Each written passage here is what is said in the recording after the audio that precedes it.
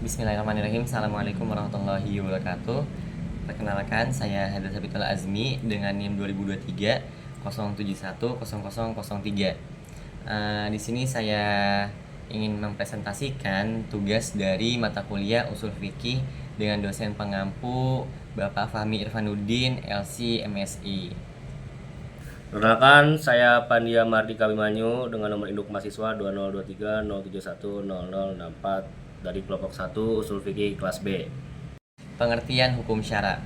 Hukum syara adalah istilah yang merujuk pada suatu perangkat, aturan, dan ketentuan yang telah ditetapkan oleh Allah Subhanahu wa taala dan Rasul-Nya yang berkaitan dengan perilaku manusia dalam kehidupan sehari-hari. Secara etimologis, hukum berarti keputusan atau penetapan.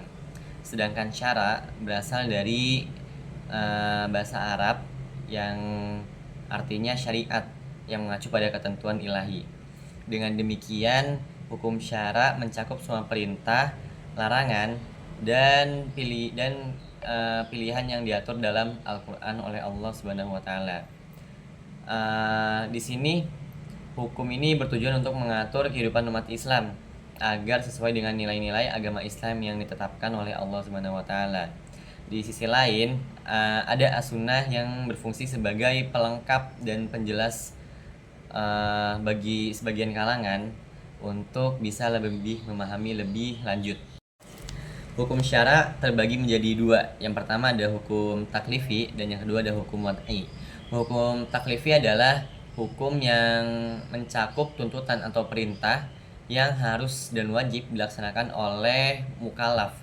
Mukallaf itu adalah setiap individu yang sudah dibebani oleh syariat, seperti kewajiban sholat, puasa, dan zakat.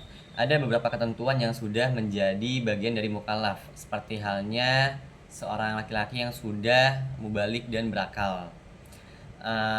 Oleh karena itu, hukum taklifi ini berlaku pada pria tersebut. Yang kedua ada hukum wad'i. Hukum wad'i itu berfungsi sebagai ketentuan yang menjelaskan syarat-syarat dan sebab-sebab terjadinya suatu hukum, seperti adanya syarat sah sholat untuk berwudu terlebih dahulu, atau adanya sebab yang menjadikan suatu tindakan menjadi haram apabila ini tidak dikerjakan.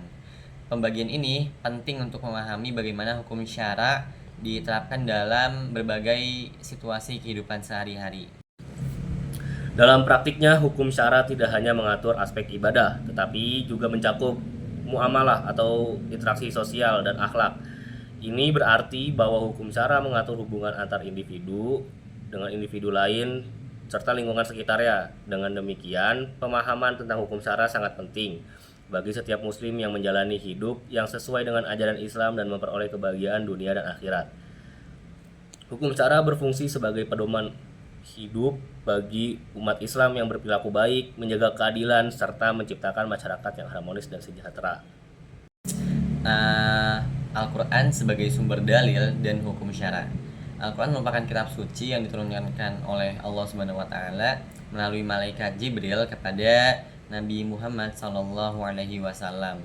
Al-Quran menjadi sumber utama dan pertama dalam menentukan hukum Islam, apalagi dalam konteks fikih, sehingga segala hukum syariat harus kembali pada Al-Quran sebagai landasan utama. Al-Quran juga memuat ajaran yang bersifat universal atau bersifat umum, serta berisi ribuan perintah, larangan, dan hukum yang menjelaskan berbagai macam aspek kehidupan manusia. Meskipun itu, Al-Quran itu sendiri sudah sangat detail, namun dalam beberapa perspektif tertentu, Al-Quran masih memerlukan penjelasan dari As-Sunnah. As-Sunnah sebagai sumber dan dalil hukum syara. As-Sunnah atau hadis merupakan semua perkataan, perbuatan, dan persetujuan Nabi Muhammad SAW yang memiliki posisi sangat penting sebagai sumber dan dalil hukum syara dalam Islam. Sebagai sumber hukum yang kedua setelah Al-Quran, As-Sunnah itu berfungsi sebagai menjelaskan, menguatkan, dan menetapkan hukum-hukum yang tidak secara eksplisit atau terbuka diatur dalam Al-Quran.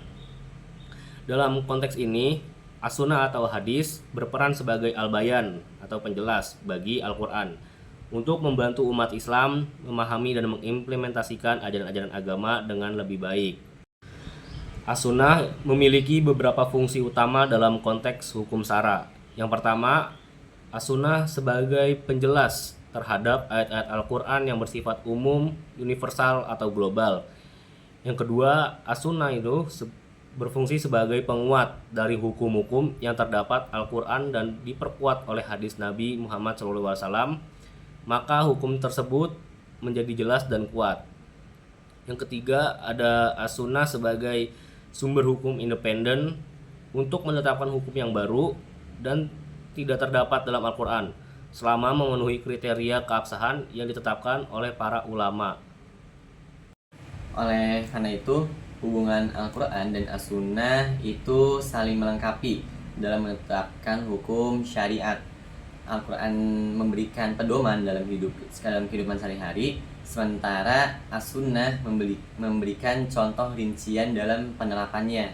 Keduanya tidak bisa dipisahkan tentunya, karena dalam memahami isi dan menetapkan hukum Islam yang komprehensif.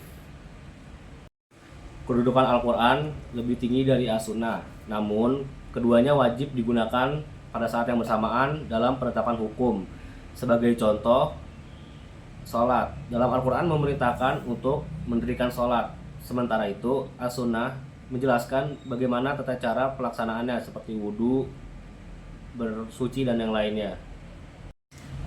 Cukup sekian presentasi dari kami mengenai Al-Quran dan As-Sunnah sebagai dalil dan sumber hukum syara. Kami pamit undur diri. Wabillahi taufiq wal hidayah. Wassalamualaikum warahmatullahi wabarakatuh.